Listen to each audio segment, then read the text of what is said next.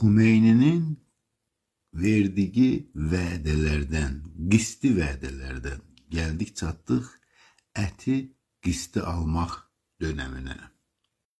7 ildir vədələrdir ki verilir, heç biri yerinə yetmir. Ta bugünə qədər.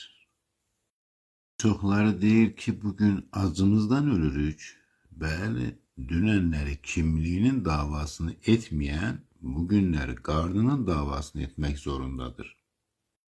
Asalətini, hoviyyətini, kimliyini, şəxsiyyətini, qürurunu bunları buraxacaqsa və gələcək qarnı üçün savaşacaqsa o hayvanlardır, insanlar deyir. Xomeyni'nin 47 il bundan qabaq verdiği o qisti vədələr hala davam edir. Hala hükümət Türklərə yalan qovulu vədələr verir.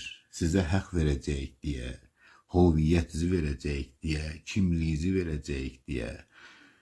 Və bu söhbətlərlə bizim başımıza hala aldatmaqla məşğuldular və maalesef biz də aldanmaqla məşğuluq. Haqq verilmir, haqq alınır. Yəni bu günləri əgər bu həssas günlərdə haqqımızı aldıq.